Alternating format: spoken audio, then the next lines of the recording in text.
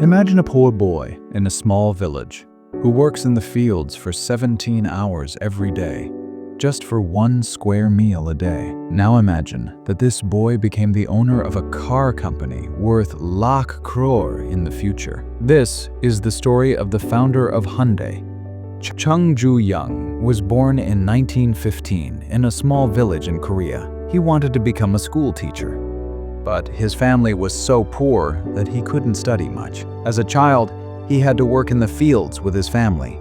But after working so hard, sometimes they couldn't even feed each other. Forget about proper clothes and medical care. Chung had to go to a nearby city to sell wood. There he saw that people had enough food and clothes without toiling in the field whole day. Seeing all that made him really sad and frustrated. He wanted a better life for himself. One day, he read in the newspaper that a big construction site in a city nearby needs laborers. This news motivated him to do something. In 1932, at the age of 16, Chung made a surprising decision. He was going to run away to the city. One night, Chung quietly left for the city with his friend. He reached Kowon City after walking about 160 kilometers and started working as a construction laborer. It was hard work for measly wages. But Chung was happy because he was able to earn independently for the first time in his life. Life kept continued like this for about 2 months until he got caught. Chung's father found him and he had to come back to farming. His family was happy to have him back, but Chung was not. These 2 months had ignited a passion for construction and civil engineering in Chung. Also, he knew that he would never be able to beat poverty by working in the fields. And that's why he tried to run away 2 more times, but each time, his father found him. Finally, in 1934, at the age of 18, he attempted his 4th escape, and this time, no one stopped him. He reached Seoul, which is the capital of South Korea today. He did whatever work he found there. First, a construction laborer, then a factory worker.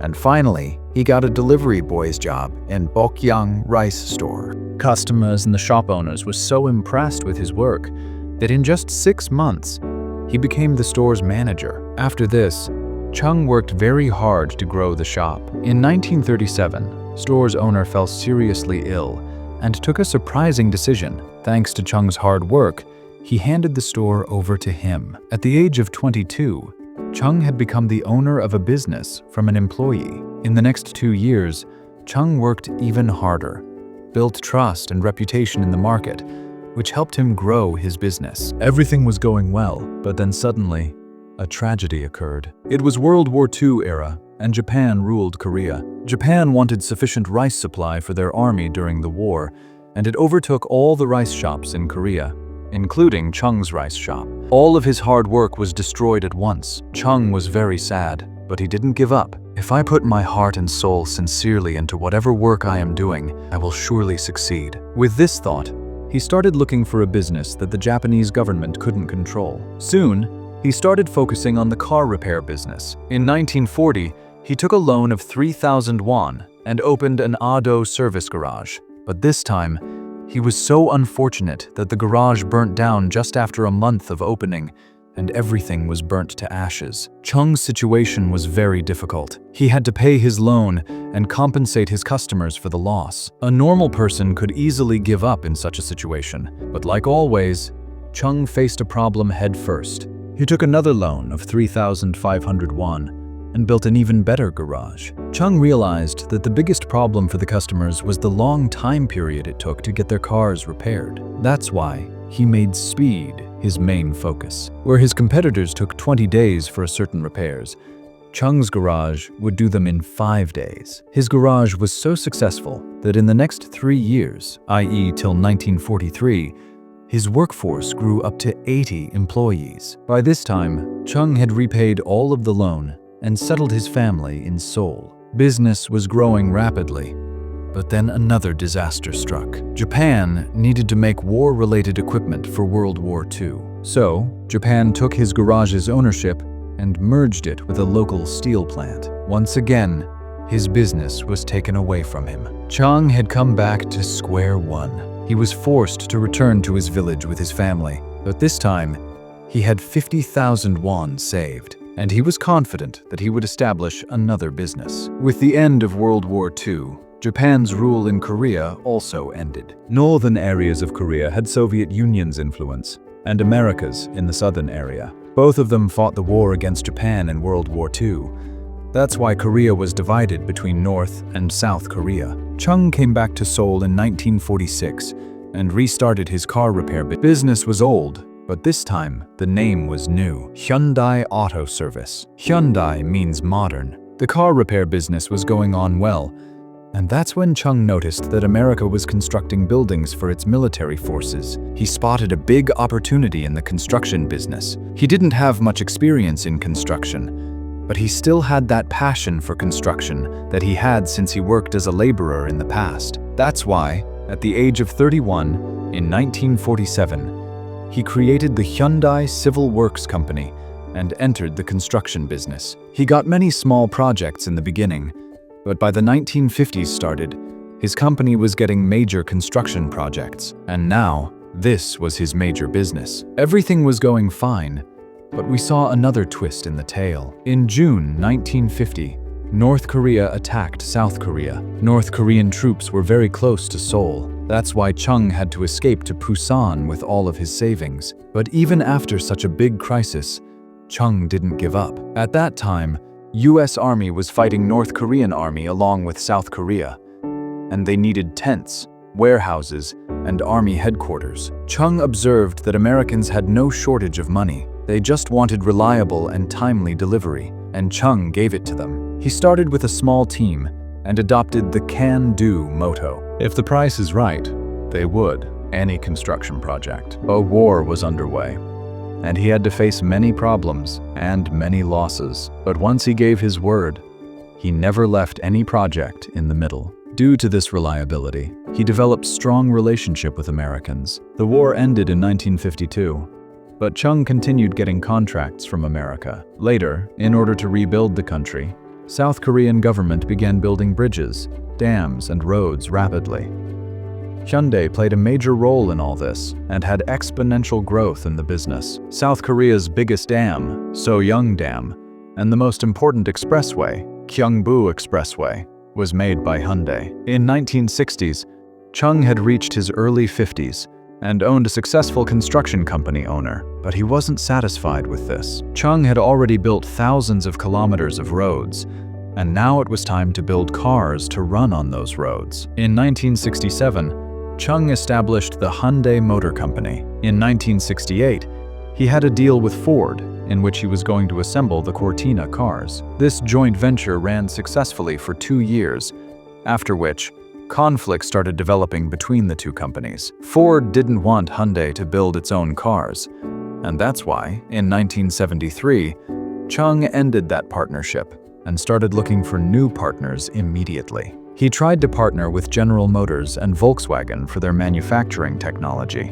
but everyone refused. Finally, in the same year, they partnered with Japan's Mitsubishi Motors. Mitsubishi was ready to give Hyundai its car-making technology. The best part was that as per this deal, Hyundai could sell its own cars. Around the same time, South Korean government issued an order for automobile companies to build a citizen's car.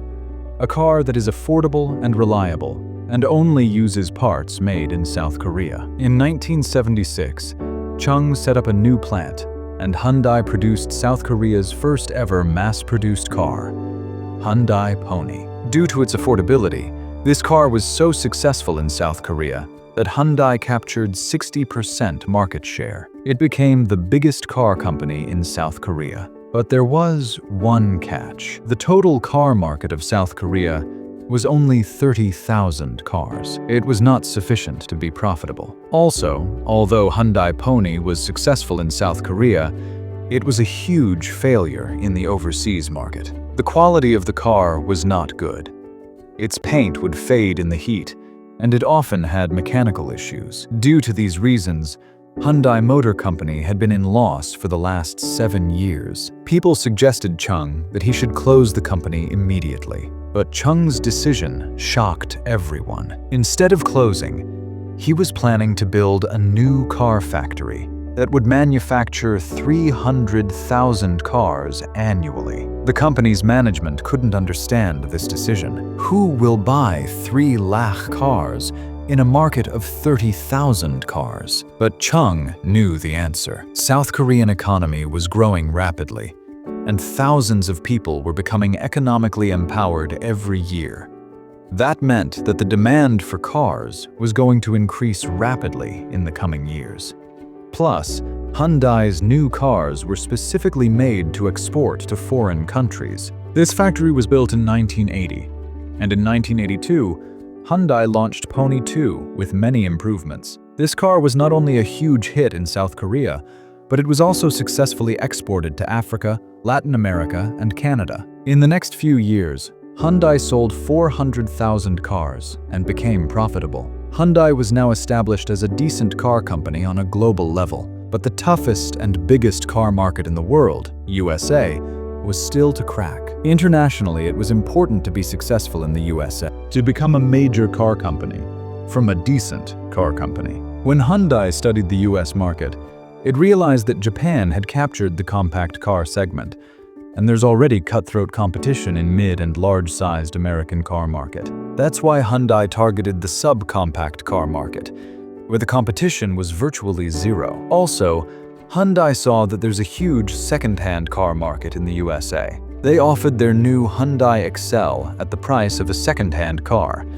That too with a 5-year warranty. This strategy shook the car market in the USA. Second-hand car buyers instantly shifted to the Hyundai Excel. In 1986, Hyundai sold about 170,000 Excels in the USA. In 1987, they sold about 260,000 cars. In these years, Hyundai Excel became the top-selling imported car in the USA. Until then, no other car company had seen such an initial success in the US market. And with that, Hyundai was established as a major car company on a global level. That year, at the age of 72, Chung retired from Hyundai and became the honorary chairman, after which his brothers and sons managed the company and head the company with the same type of determination. Today, Hyundai is the world's 3rd biggest car company. In just 2022, they sold about 40 million cars, even though globally, Hyundai is known for its car business. But very few people know that there are 42 companies in the Hyundai Group. For example, Hyundai Elevator, Hyundai Information Technology, and Hyundai Heavy Industries, biggest shipbuilding company in the world. And because of Hyundai, South Korea has raced ahead of Japan to become the world's biggest shipbuilding country. For South Korea, Hyundai is not an ordinary company. Hyundai is an institution that rebuilt the country, created thousands of jobs, and won global recognition to South Korea. And all this was started by a village boy who didn't even have basic facilities like food, education, healthcare, but he had immense passion, vision, and most importantly, desire for better.